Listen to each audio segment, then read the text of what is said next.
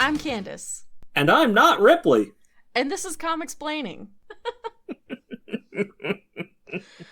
So, here's the deal.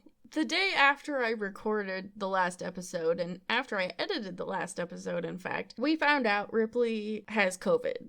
Obviously, we are not safe to record together just yet. They're feeling a lot better. Send your well wishes if you desire, but probably... It is a minor miracle. Yeah. Right. Probably next week Ripley will be back, but I didn't want to do another bonus episode, so... So I'm the ringer. Yes. So I invited a guest to talk about some Thor comics. Why don't you introduce yourself? Well, I'm John. If y'all really care, Repaired Cheese over on Twitter. I don't use it much. And my history with comics are mostly cartoons. I've never really been much of a reader, but I have been a voracious consumer of adaptations. However, I'm kind of the enemy. See, I've never been Team Marvel.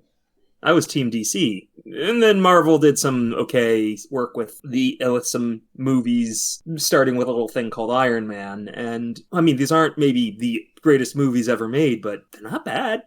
I did listen to your Thor movie episode, Candace, so yeah, I can even appreciate the second one. Yeah, I wouldn't call you an enemy just because you like DC. I think we're both nerds. I'm incredibly disappointed with the direction DC has gone since the 90s. Yeah. I realize that because of some choices made in Batman the Animated Series, what most people think of as DC kind of came from the 80s and got stuck there. And it's a bit of a problem.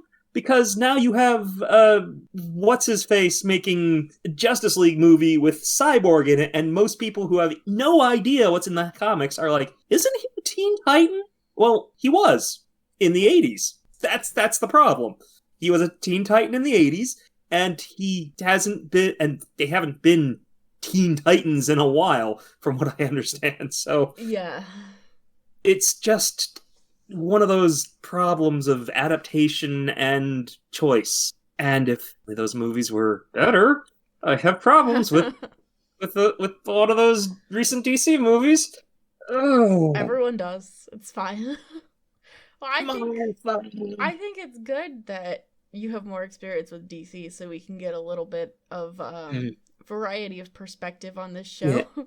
Now, I haven't read much, but the DC animated universe, I may have ignored some of the things outside of it, specifically because they weren't, and that was but to be fair, it was almost a seal of quality. If it was part of the DCAU, it was kind of old. And I mean even stuff no one's ever heard of, like Static Shock. Oh, I loved Static Shock when I was a kid. More people need to go and find Static Shock. It's something that most people wouldn't have expected back in the day. I loved it so much. I still love it, honestly. I would watch it to this day. It deserves the love. It absolutely deserves the love.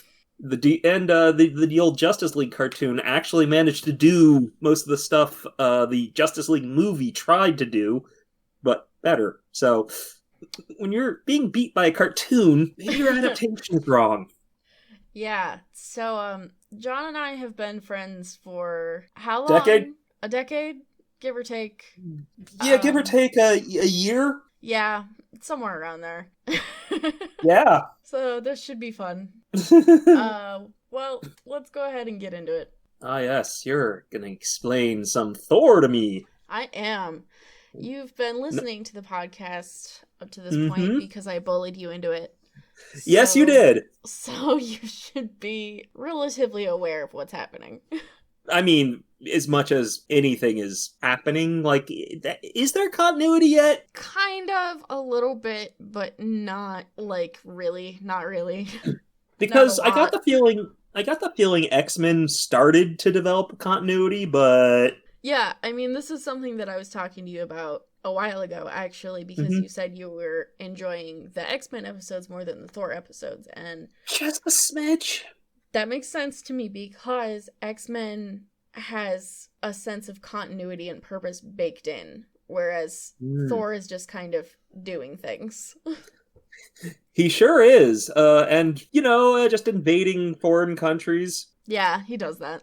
Next, he's going to be extrajudicially killing people. That'll be fun. Oh, we'll get there. Trust me. Oh, God, I was guessing. No, no, no. He's not supposed to be doing extrajudicial murders. He's Thor. Well, I mean, okay, he's not. I'm guessing Captain America's done that too. But I was going to say Superman wouldn't do that. But that's perspective. Thor's a god. He doesn't care about our puny mortal governments. That's very rude of him. I know. So we are reading Journey into Mystery number 95 from August of 1963. The writers, Stan Lee and Robert Bernstein. Pencils by Joe Sinnott. Letters by Sam Rosen. Oh, yes, back when people actually did the lettering manually. Mm-hmm. God. And I'm seeing this cover. Yes. What? Starring the Mighty Thor. Well, at the moment it looks like 2 Mighty Thors. Starring the Mighty Thors. Yes. Also, I don't know if you've mentioned this, but what's the deal with his boots? They just look like that. Oh, that's just how it is, isn't it? It just is like that. Yeah. Because I get the hat. I get the helmet. It's sort of a motif from the past, but yeah, I mean, it's not a real Viking helmet, but it's like the stereotypical thing that people think of Vikings wearing. It is actually based vaguely around old Gallic helmets. Oh yes, John studied history, so he should be able to talk with me a little bit more about the mythology and history. So Although Norse stuff was never really my jam. Personally, I like medieval Greek stuff, aka Byzantine. But when you're covering old-timey things, you get it. Well, you can't understand one area having a good understanding of another area. And frankly, the Vikings are actually relatively new. Yeah, I mean, the Viking Age was like the 800s.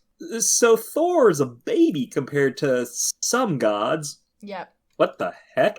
And here we have the splash screen, which Ripley and I deal with frequently. It's related to the issue, but not chronologically in order, so it kind of just gives you like a taste of things to come, I guess. Huh. I don't think I appreciated how much longer the handle on Thor's hammer would be. Is that even at all? Okay, so what hammer is that?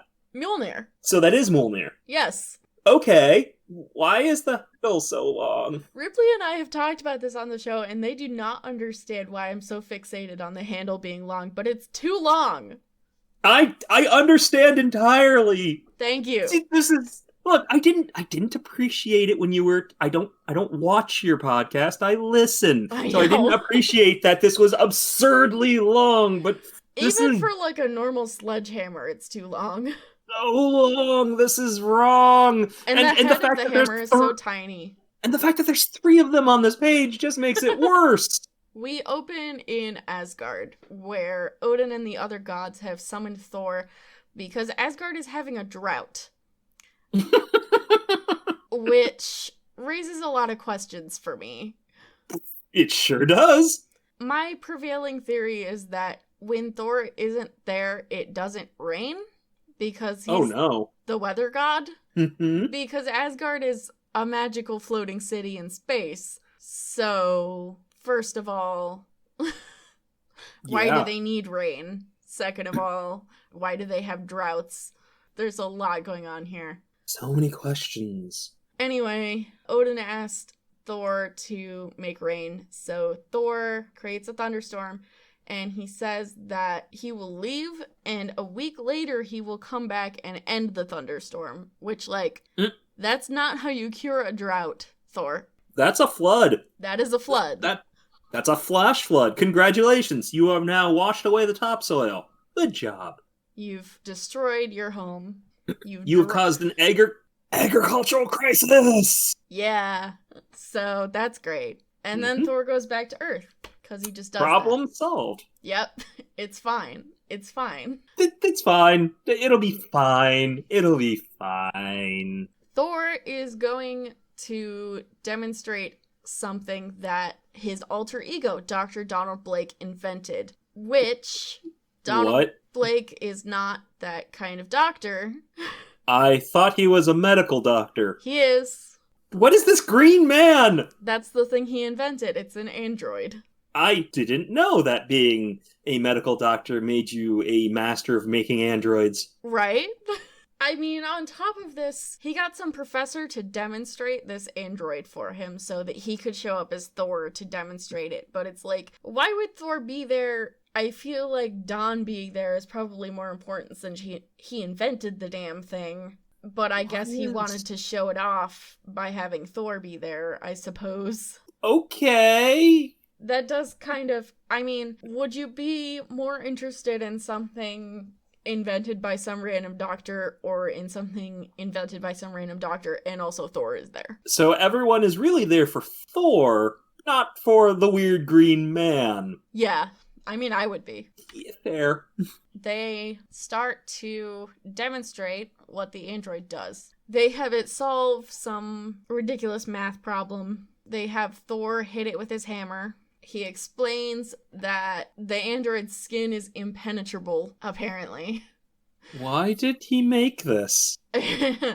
Well, I don't know why Don made it, but Professor Zaxton thinks to himself that, imagine the amazing applications of Blake's invention. For instance, an army of ultra-intelligent androids who can survive any military attack, even nuclear bombs. Such soldiers would be invincible.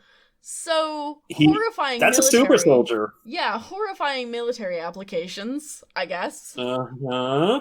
Okay, Dr. Zaxton. Why are you trying to make super soldiers? That's more than a super soldier, okay? Okay, no, I know these people back in the day had an obsession with super soldiers. Well, Cap is a super soldier. Yeah, but things super soldier adjacent. Yeah. No, I mean, this android it's a weapon, basically. Yeah. That's what it is. It's a weapon. Also, apparently, the android can talk. For some reason. Yeah, so the android says that Professor Zaxton, who has the remote control, apparently pressed all the buttons at once, and now the android is overloading and going to explode. Okay. Yeah. Sure. Yup. In response to this, Thor wraps it in metal sheets. Oh. He wraps it in metal sheets and ties it to his hammer, and then throws his hammer out into the sky so it explodes harmlessly in the air. That thing that he does a lot.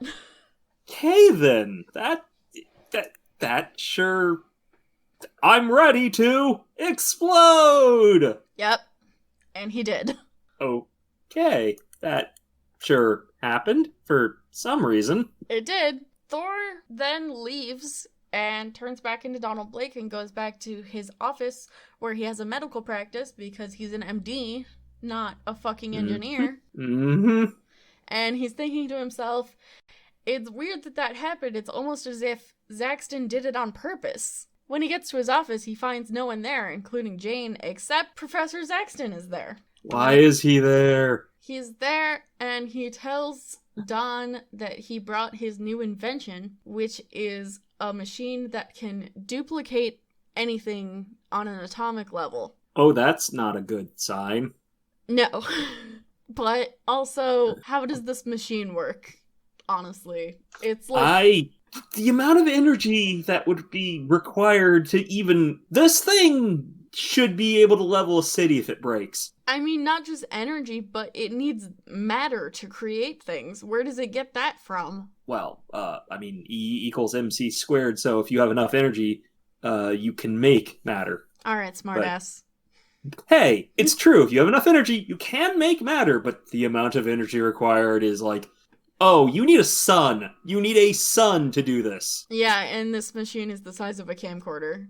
Yeah, he's totally using 3 C cells shoved in there. That's all he needs. Not, a sun. Just a couple large batteries. He tells Don Blake that his machine is nearly perfect, but he needs Don's help to perfect it because he can't make it duplicate living beings. For some reason. Yeah, and I guess because Don Blake is a doctor, he can do that. Sure. Wow, this is definitely logic. It sure is. Some leaps are being made. Leaps, all right. Don says there's no way he's going to do that, and Zaxton counters with, but you see, I have taken Jane Foster prisoner. What the hell? So... You're a bad man! Don thinks to himself, he has to rescue Jane, but he can't just turn into Thor and punch the guy because then he would know that he's Thor, which, like... Well, I mean, if you punch him hard enough, I don't think he'll remember. Well, that, and also there have been several times where he just turned into Thor in front of people and it didn't click. Right. They just don't seem to notice that he's Thor. I guess it's more of a, oh, this time they'll notice. For sure. We promise. Yeah, totally. So he decides to cooperate so that he can save Jane, and he works through the night to perfect the machine. And while Professor Zaxton is testing it on an alley cat... That's brutal. What if it didn't work? You'd have what? Splattered hat or something. I don't know. Don goes into the other room to turn into Thor. Okay, the thing he didn't want to do. Well, he went into the other room, so it's fine. Except Zaxton followed him and saw him. You know, the thing that he didn't want to do, that he didn't want to have happened, just happened. Good job, Donald Blake. So, finally someone sees Don turning into Thor. The one time that he actually made an effort to not do it in front of someone. So, Professor Zaxton, thinking very fast, uses his machine to duplicate Thor. And then he says, while it duplicates an object's exact physical structure, it creates the opposite of the original's personality and brains under my telepathic control. Wait, does that mean he now has evil cats telepathically under his control? Yes. Okay. A bunch of them, too. A bunch of them. Like, go back and look at how many he made. There's so many. He made, what, 1, 2, 3, 4, at 5. least 5 cats? And they're evil? Wait, they're cats. Does that mean they're good? Are cats inherently good or evil? I don't know, but experts disagree. They do, but either way, they're under his control. So, But beyond that mechanic, how did Don Blake not know that? Yeah, that's my question, because he needed Don Blake to make it so that he could duplicate living beings. So Don must have either programmed that in himself or not noticed that Zaxton did. The evil ray. Yes, the evil ray. He missed the evil ray. The evil twin ray. He missed that part when he was making it. Thor goes to attack Zaxton, but the duplicate Thor fights him off. And then, because that wasn't enough, Zaxton decides he's also going to duplicate the hammer. Which, in the first place, the duplicate Thor already had a hammer. Sure. I guess it just duplicated as a part of Thor. Wait, if that duplicates as a part of Thor, and then you zap the hammer, shouldn't that make another Thor? I don't know. I don't know, I'm applying too much logic to this. Well, I mean, there's water in lemonade, but there's no lemonade in water. But if you use an evil ray, there is lemonade in water. And you have telepathic control over the evil lemonade water. Yeah, fuck, you got me there. Zaxton surmises that by giving his duplicate 2 hammers, it now has twice the strength, I guess. And I don't think that's how it works. Sure, why not? If we're playing Talon Ball, we might as well go all the way. And I also don't understand why duplicating the hammer duplicates the magic that's on the hammer. Yeah, I didn't know. The hammer isn't inherently magical. It's magic because Odin enchanted it. So what he's got here is an Odin enchantment duplicator. Yes, in fact he does. Are we sure that the gods are really gods? Are you sure they're not just space aliens? Because don't do this to me. Don't do this to me. You just said you listened to the last episode. Come on. Hey, if we can duplicate god magic with a machine, then are we sure it's god magic? That's fair, I guess. Zaxton says the reason he's doing this is because he wants power, which is, I don't know, I mean, Absolute power! Yeah, total absolute power, that's what he says. Which, like, fine, as a villain motivation is pretty boring, but whatever. Does this guy ever come back? No. That's kind of a shame, because this is so stupid. Just wait. Thor jumps out the window, and duplicate Thor goes after him.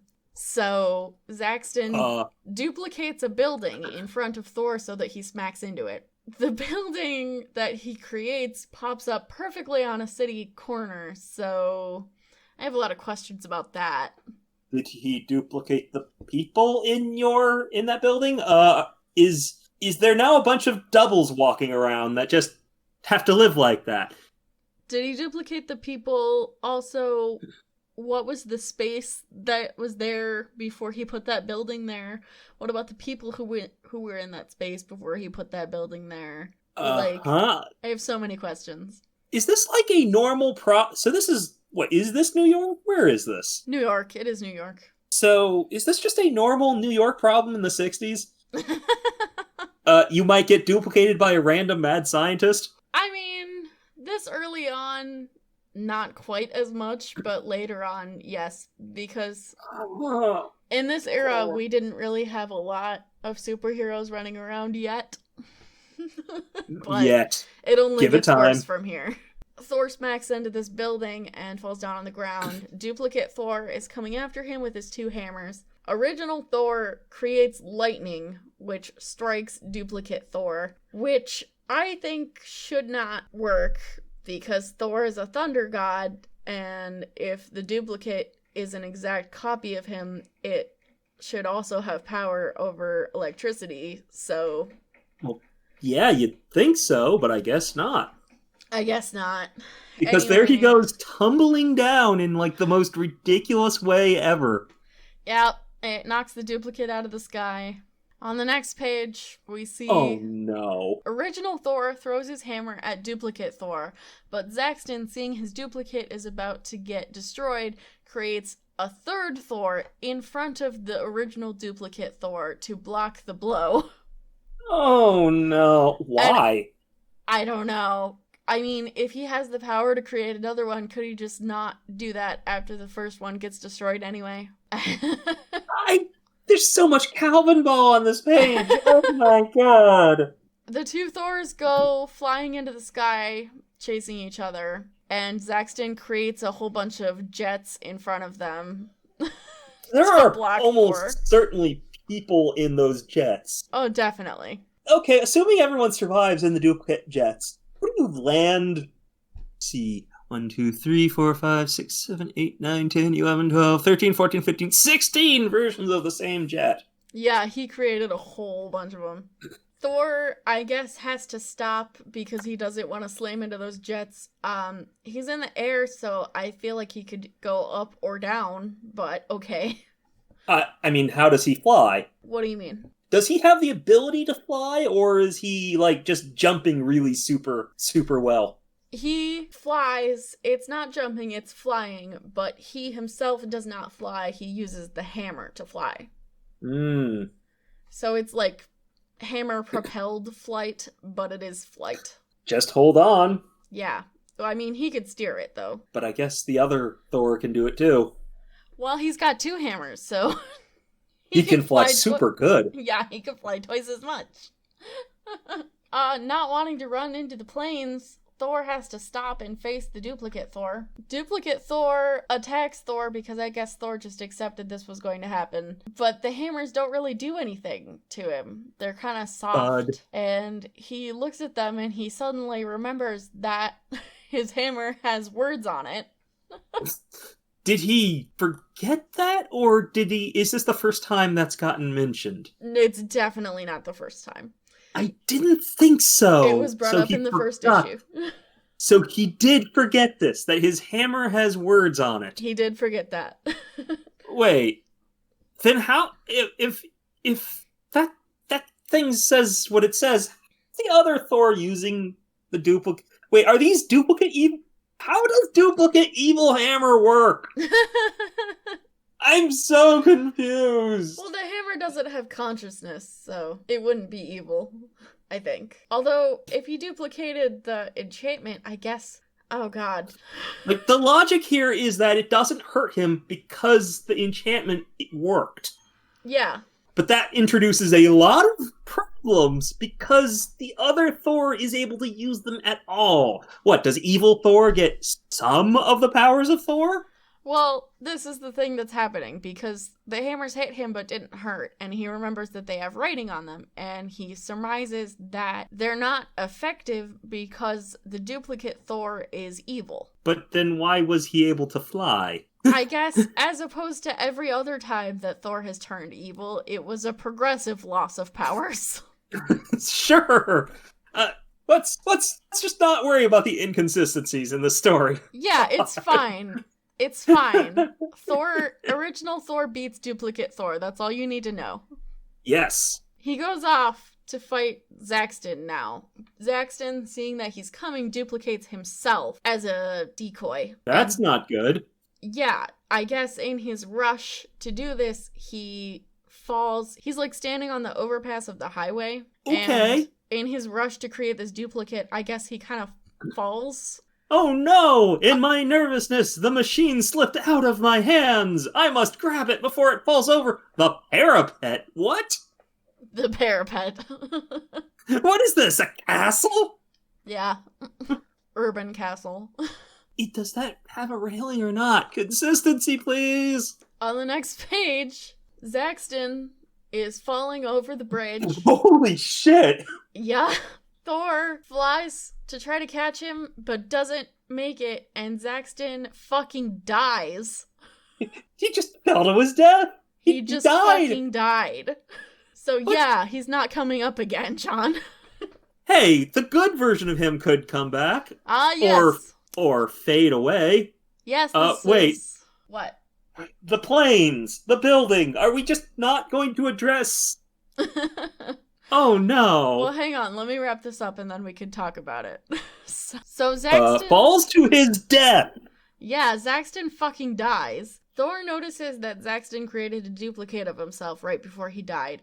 And he figures out that the duplicates are the opposite morality of the original. So the duplicate Zaxton is a good boy.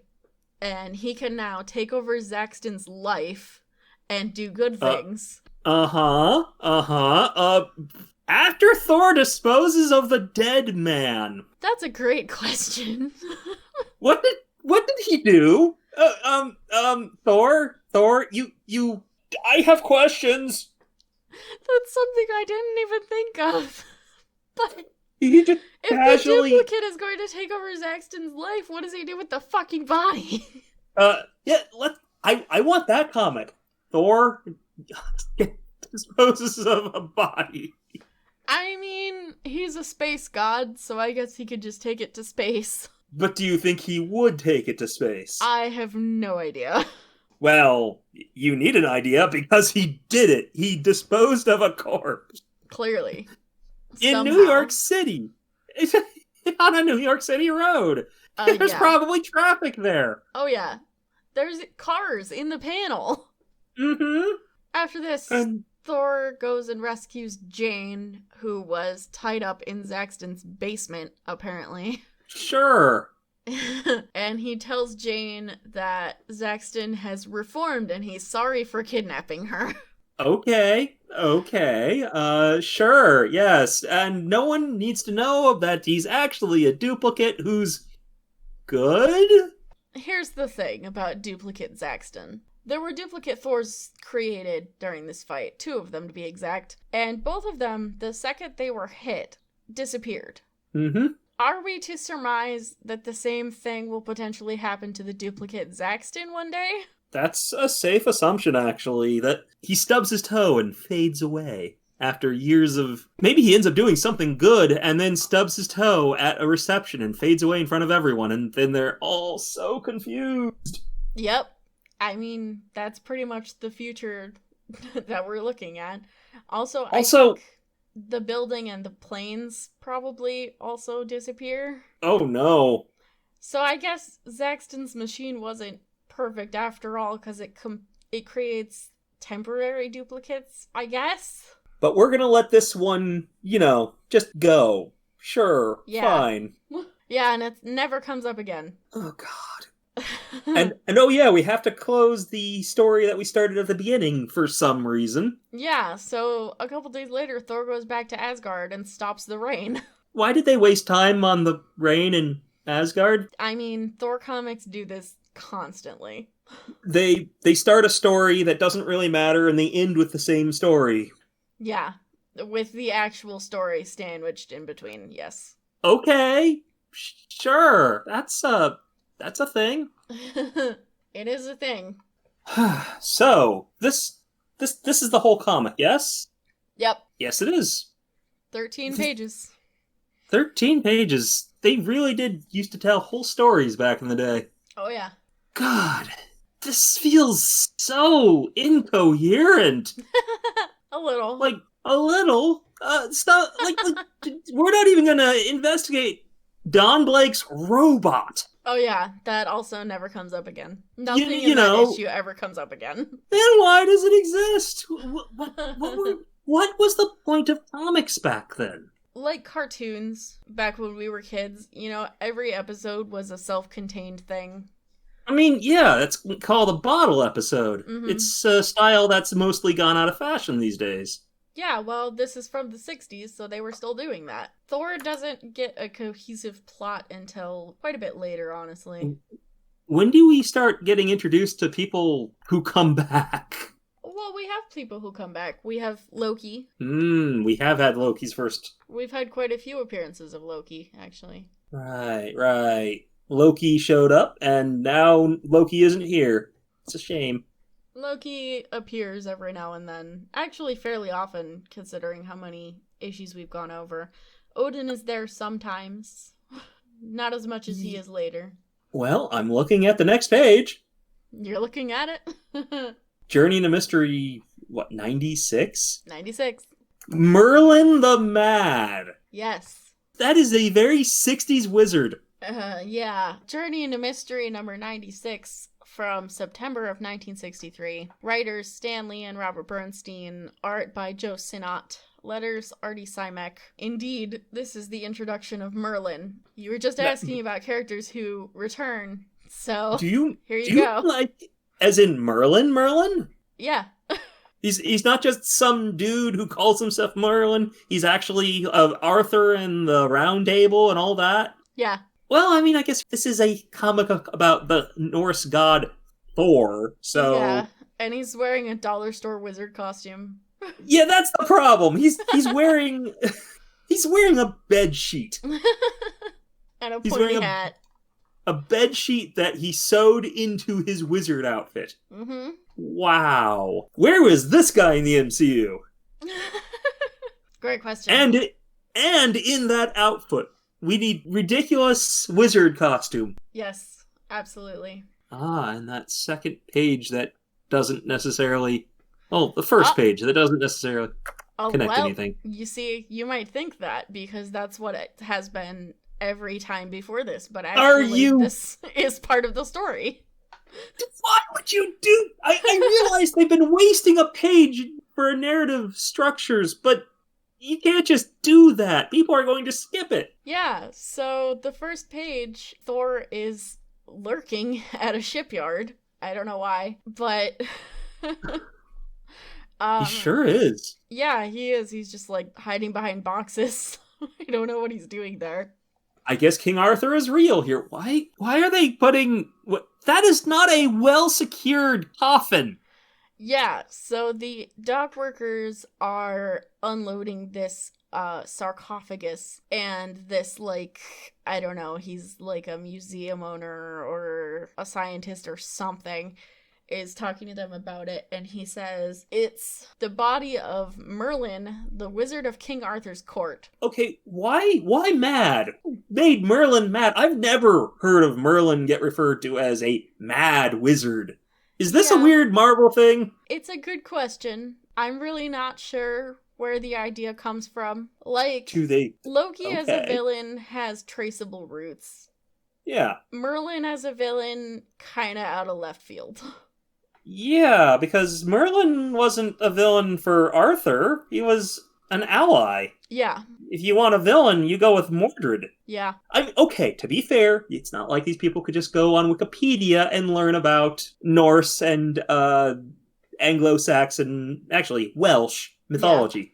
Yeah, true. I also like But- how they're just accepting at face value that this is Merlin's coffin. Well, Thor is real, so... I mean, that's true. A little bit of research into it would be good. Yeah, but it was hard to research before Wikipedia. That is true. Now, I'm not saying you should be doing your research only on Wikipedia, but boy, does it make a good starting point. Well, Thor sees them unloading this coffin and hears them talking and is like, Merlin, it's a good thing he's in no condition to practice his sorcery because he's dead. Uh-huh. Thor, are you going to be playing Hide the Body again? Not this time. Thor goes back to his office. He slips in the back, and as he's going in and turning back into Don Blake, he's thinking to himself that he left an office full of patients to go help, like, an emergency. What? He says he was in the middle of treating a patient, and he just left.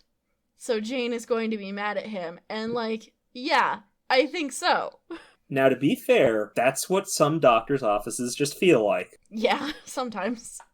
Sometimes the doctor just, you're there, you have your appointment, it's an hour later and you've been waiting in the office, and you're like, he's supposed to see me, right? Or worse, you've been taken into a room, and now it's an hour and a half later, and you're just wondering, have they forgotten about me?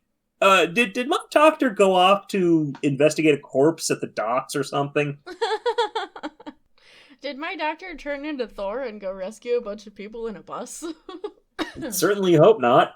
I need my health checked. It's important. Yeah. He comes out of his office and sees Jane there, and she scolds him for disappearing and going into his office in the middle of seeing a patient, which I think she's in the right for. She is. We see here what exactly he was doing when he was not doing his job. Apparently, a bus full of people drove over the edge of a bridge into the water. Wait, so the news media got there in time to tell him? Yeah. What? I guess he heard it on the radio or something. And what? No one else was around to... Okay, but I guess they haven't, So when do these people establish a shared continuity? I mean, I realize Thor doesn't have continuity yet, but I know at some point... You mean the Avengers? That, and how New York is just filled with heroes. Maybe too many. Yeah, I mean, in theory, Iron Man, at least, should be around. The Fantastic Four, Ant-Man and the Wasp. Oh, wow. They should be around. We don't really see them until the first Avengers issue. Yeah, in this early time, they kind of just focused on who was the title character, and they didn't really ever bring in anyone for cameos or anything. So, if there's an emergency in a Thor comic, Thor's the only one around to deal with it. Unless it's a bad guy. If it's a bad guy, you get to see them. Well, it depends. Really? Yeah. Ooh. Thor has plenty of bad guys. I don't know much about his rogues gallery. Yeah, it's mainly Loki. Loki and the problems that Loki creates. I mean, that's fair. A good rogues gallery is unique to each hero, and that's important, even if the heroes sound similar. There's a couple other guys that Thor deals with regularly, but this time he's just being a hero, saving some people from drowning. He takes a steel cable down and ties it around the bus. What the fuck? He does that thing again where he ties it to his hammer and then throws it really hard.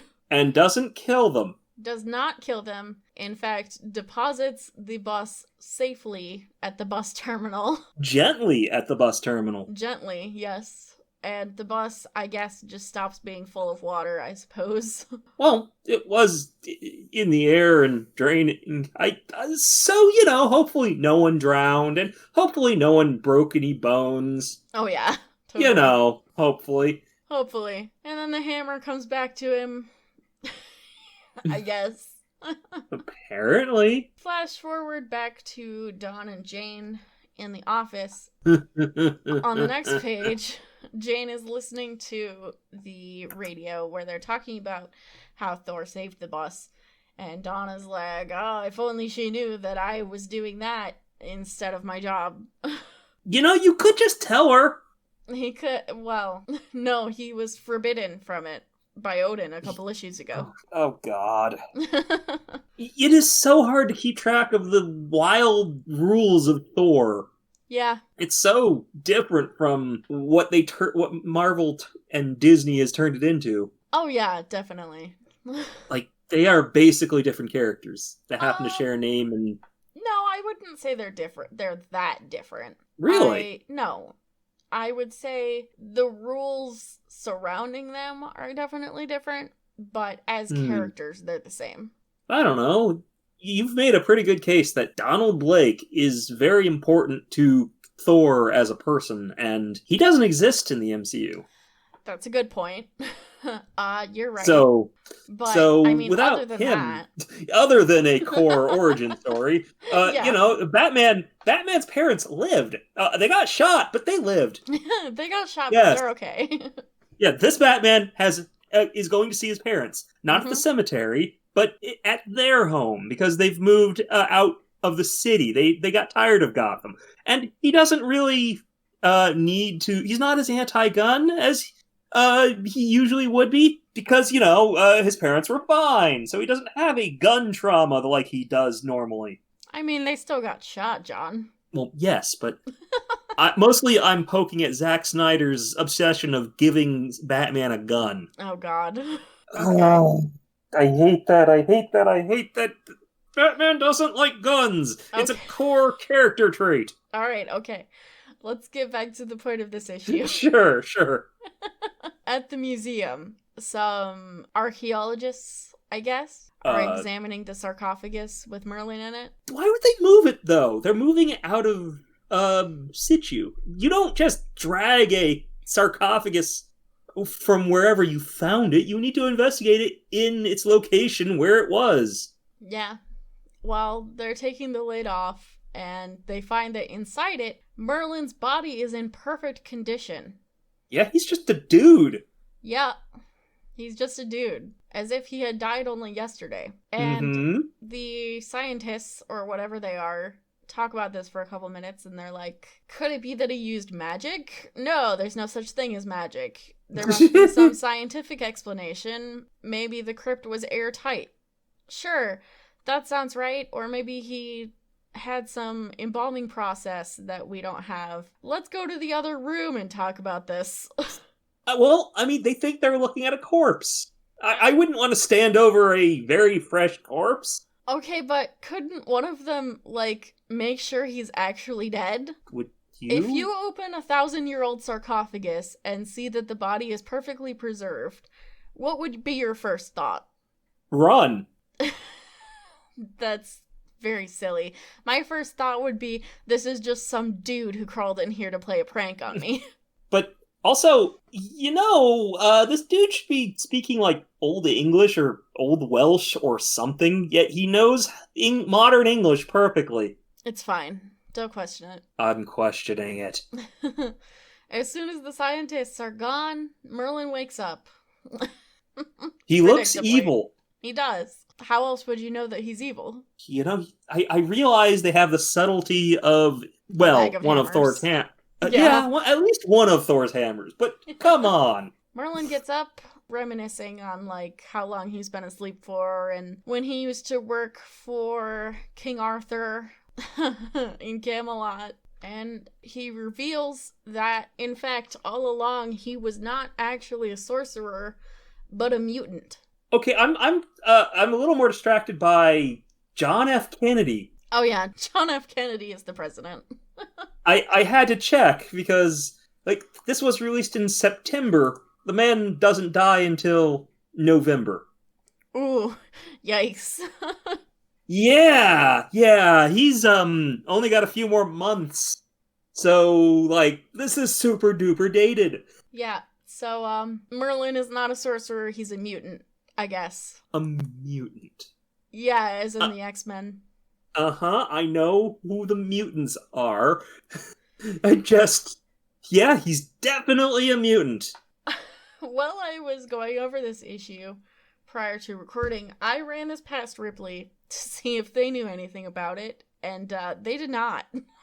Oh no. So this to me feels like something that they decided early on and then later retconned because it makes no sense. So you said a long time ago that I think Thor was really their first magical series? Yeah. That before then it was like mutants and guys in super suits. Yeah, pretty much. And super technology! Yeah, Thor is the first magical thing that they did, and also the first, like, cosmic Marvel thing that they did. So here they are taking a step away from that and making a magical dude into a mutant. Yeah, it's a weird choice on a lot of levels. I do think it makes sense because they're not actually comfortable doing magic. I mean, consider Donald Blake made a robot, and his enemy made Duplication Ray. Okay, that's just the comic that we've read today. Mm-hmm. You've listened to the other episodes, so you know we've done magic before. But his main enemy is Loki. Yeah, but it seems like on Earth they're not really comfortable giving him magical foes. I disagree, but okay. I mean, they may later, but at the moment, it doesn't sound like they're comfortable making Earth magical. Well, the point is, Merlin is a mutant. He says he has, I don't know, a bunch of powers. Telekinesis, telepathy, teleportation, basically all the powers that make it look like you have magic, I guess. This guy's the GOAT. Yeah. This guy would be one of the ultimate villains of the X-Men. Yeah. He picks up a newspaper that was conveniently by his sarcophagus and sees that they are firing a rocket into orbit today somewhere else. And he decides... Because he knows what those are. Yeah, totally. He knows exactly what that is. He decides that he is going to seek out power for himself and ingratiate himself to the King JFK. He knows what rockets are, but he doesn't understand presidents. Yes. Just like he did with Arthur 1,000 years ago, he's going to get in the good graces of JFK to gain power. I guess. And my dude, run for office. You don't have to be you don't have to be a citizen to run for office. You just have to be you can become a citizen and you can run for office, but you don't have to be a naturalized citizen to be in most offices. Just president. Well, this is his plan to become the USA's official wizard, I guess. Sure. Okay. He goes to this place where they're launching this rocket and uses his totally not magical powers to affect the rocket and make it fly off course. And he says that after they have destroyed the rocket, he will come forward and reveal that that's just a small sample of the things he can do if he's not given the power he wants. Which, my dude, that's how you get the American government to try to kill you. Yeah, exactly. Like, that's not gonna make you a court wizard anywhere, my dude. If you save the rocket, maybe they will. But if you destroy the rocket, that's when some alphabet agency sends a hit squad after you. Yeah, pretty much. Luckily, this is all being broadcast on live TV, I guess. That was a thing. And Dr. Blake is seeing it on TV. So he turns into Thor to go save the rocket. I mean, it's 63. Remember, we didn't go to the moon until 69. Yeah. Nice. This was huge. Kennedy did that whole speech, and it was actually a big deal. Yeah, this part, why is everyone seeing it? Because it was a big deal. Although that television is really wide. Thor... He moved really fast. What the heck? Oh yeah, Thor goes out to save the rocket. He gets there super duper fast. The speed of convenience. How are there jets at the rocket? Rockets are faster than jets. Sorry, guys. We don't know that yet. True. Fine. Thor sets the rocket right, and he notes that there's no mechanical failure. How he knows this, I have no idea. But he immediately thinks that Loki has done this. Hi, Loki! So he goes to Asgard to see Loki, but Loki is still chained up to a wall in the middle of a field. God, the pacing on this is nuts. Yeah, and Loki tells Thor, it wasn't me, it was Merlin, I guess. How do you know that? They've been watching him this whole time. I guess they just, have been watching Merlin do this shit because they have nothing better to do. I mean, fair. I guess. I mean, they have their stories. Nope. You gotta watch something. Oh, yeah, that's true. It's their story. This is their soap opera. Thor takes Loki at their word for some reason and goes back to Earth to check on the sarcophagus of Merlin, which apparently the scientists at the museum had not noticed was empty yet. Hold on. Didn't Don Blake have patients to meet? Not today, I guess. Oh no, I see. The next morning. The next morning. The pace on it's the pacing of this thing. This thing's moving faster than that rocket. Well, yeah, they only got 13 pages. Nowadays, you wouldn't tell the story in 13 issues. 13 issues is a lot. Yeah, but this is just breakneck pace. Yeah, we go back to Merlin, who has gone to a police station. Okay, Merlin. He tells them to contact Thor because he wants to duel him, and the cops think he's just a wacko. They are being almost reasonable. They think he's a wacko and they just kick him out. This comic has John F. Kennedy in it. Yes, it does. This comic that's JFK. That is. It's the most noticeable thing on this page, for sure. Yeah, they put John F. Kennedy in here. Yeah. Oh god, it's him. So between this series' obsession with, well, actually, I think the Marvel's obsession with the UN having power and extrajudicial shenanigans done by Thor in other countries, having him here feels... Yeah. The president in Marvel Comics, generally speaking, is whoever is the president at the time that the comic came out. They don't really ever come up with a fake president. I don't know why. They just don't. I guess they don't care about that level of politics. Yeah, well... But Merlin's in a police station. Well, he leaves the police station because the police think he's crazy. Which is that's not usually what they do, but whatever. I'm not going to get into it. It's because he's white. Yes, that is indeed why. So after this, Merlin goes to Washington, D.C. and shows up at the Capitol building. He and scares some people, the press secretary, and then just wanders around in the White House. Wait, how is he talking to the press secretary? So he showed up and talked to the cops or security guards or whatever this dude is. And he's inside the perimeter. Yeah, and said he wants to see the president, and I guess this cop just took him to the press secretary without jumping through any hoops or anything. I don't think this is how it would work in real life. No, it's not! This is not how it works! This is not how any of this works! So why would he be talking to the press secretary? That's not... Yeah. I don't know. Oh, God. These guys really don't know how the presidency works at all. No, they don't. Merlin wanders around in the White House looking for the president. He sees JFK, but decides that he's not the president because he looks too young. God.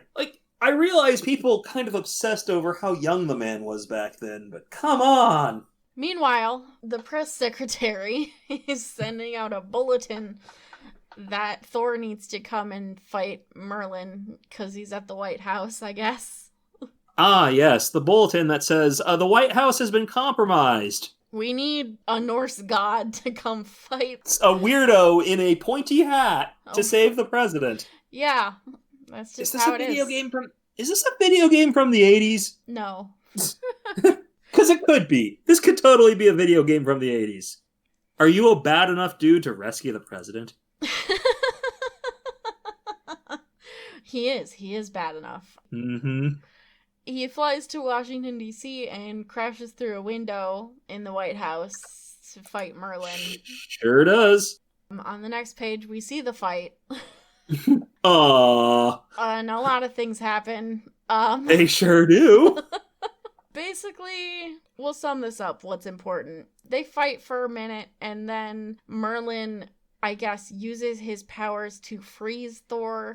Not, with ice, but, paralyze him. And then he goes outside to find a weapon to fight Thor. And he decides he's going to pick up the Washington Monument and use it as a javelin. Sure. Okay. Never mind that it's not, carved or anything. It's made of brick. But sure. Yeah, there's a lot. I don't know what's better, the I-beam picture or just, I lift the Washington Monument. Power. Yeah, totally not magic. Just the power to lift the Washington Monument. Oh no, this gets more nuts on the next page. Oh, it sure does. He throws the Washington Monument at Thor, and Thor thinks he doesn't want to destroy a national monument. So he throws his hammer, and it snags the little loopy on the end, and the hammer just pulls the monument upright into the place that it was before. Yep. Somehow. Hey, I guess if it can do it to a bus, it can do it to a tens, if not hundreds of tons of stone and brick. I suppose. Without doing any damage at all, yes.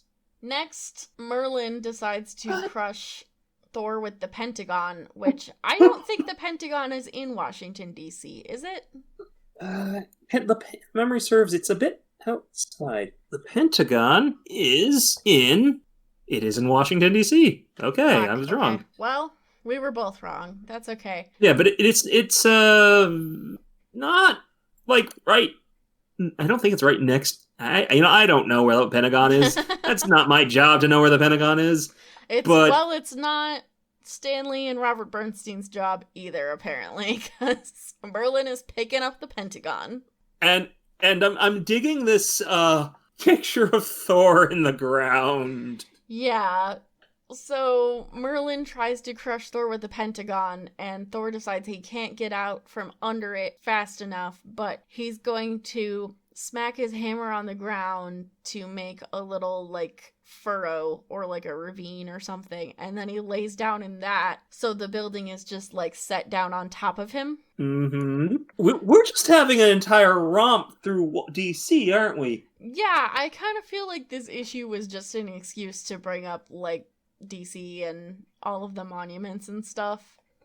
Guys, that monument is not metal. The next, that Lincoln, the big stone thing of Lincoln is, stone. Thor, who is now under the Pentagon, uses his hammer to bust out. I guess he just, comes up through the floor of the Pentagon, and all the people in the Pentagon are like, oh, this is happening.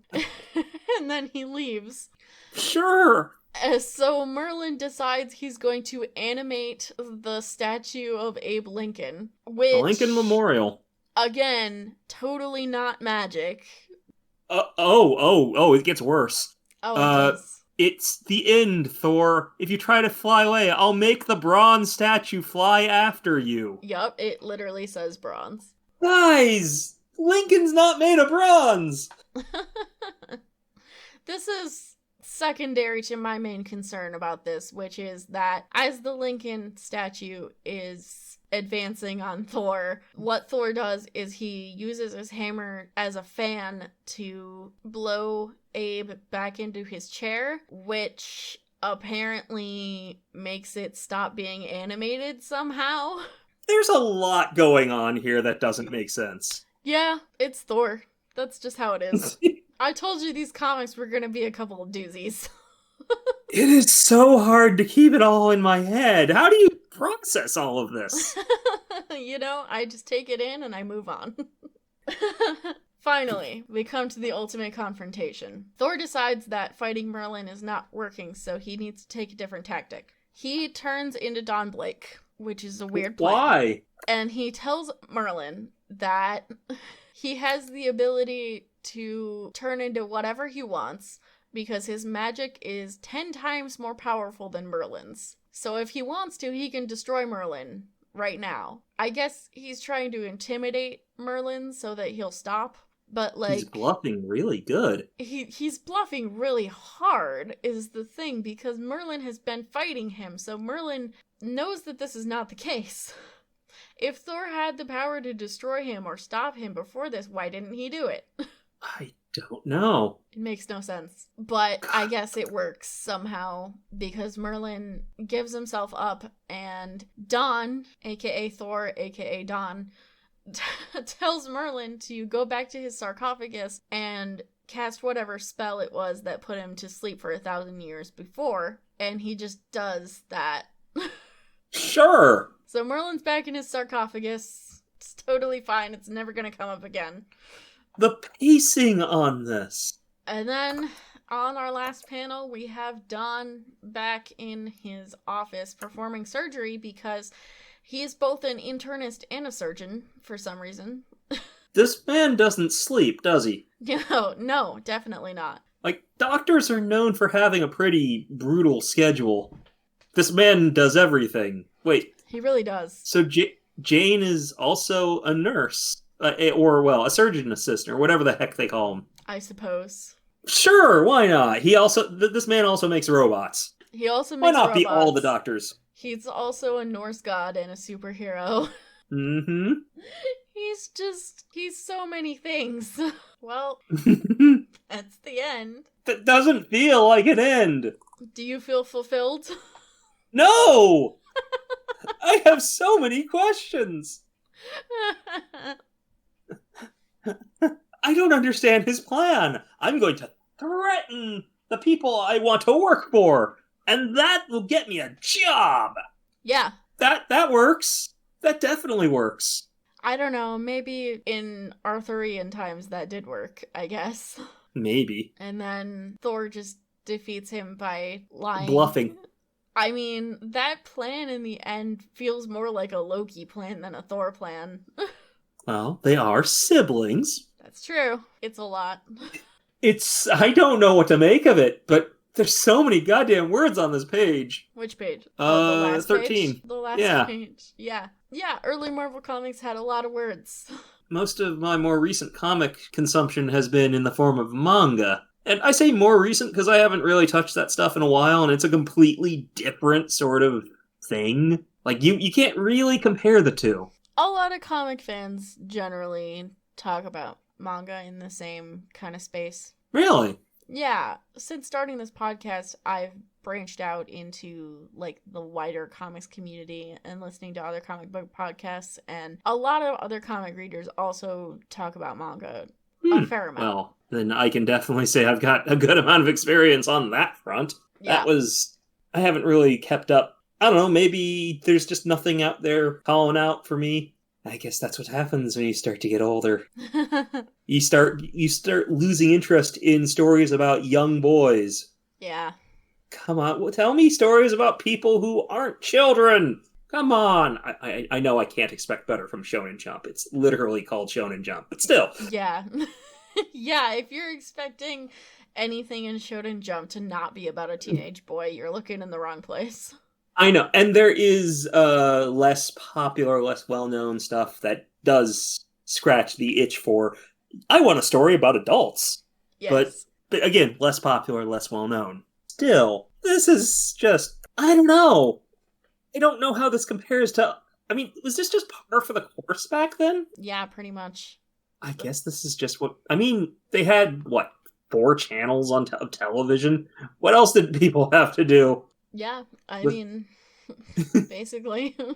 It's different. I think I get why eventually you get, like, buck wild continuity. Still, this is just, the pacing is sometimes breakneck speed, and sometimes they artificially force their stories to be even shorter than they have the opportunity to be in.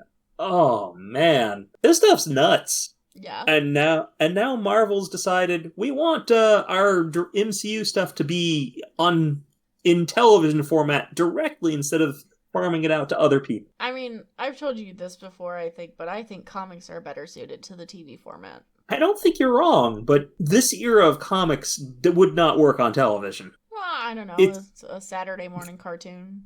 Okay, maybe, but I'm trying to figure out what the tone here is, because a statue. Is this supposed to be silly? Are we supposed to be laughing at this?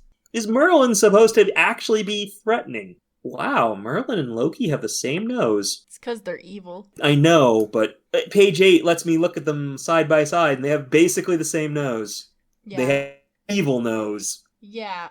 That's gonna do it for us. Thank you for joining me, John. It's no problem. We're gonna go ahead with our ending stuff. Usually we have a talk section, but I didn't prepare anything. Thank you for joining us. You can follow us on social media, Tumblr, Twitter, and Facebook, all Comicsplaining. You can find us on Patreon at Comicsplaining. Also subscribe on YouTube, which is, of course, Comicsplaining, where we put up a video version of every episode with comic clips in it. Please review and rate us on iTunes and Podchaser.